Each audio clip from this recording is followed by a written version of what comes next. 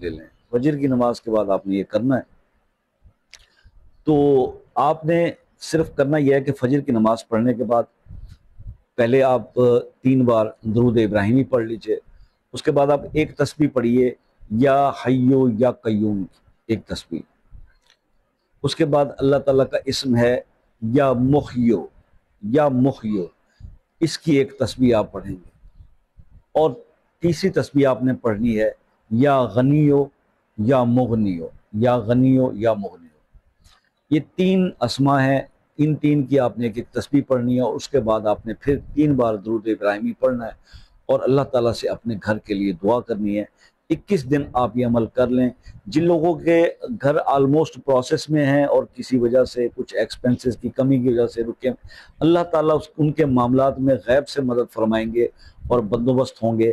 کئی لوگ ایسے میرے بہن بھائی ہیں جن کے گھر اس وجہ سے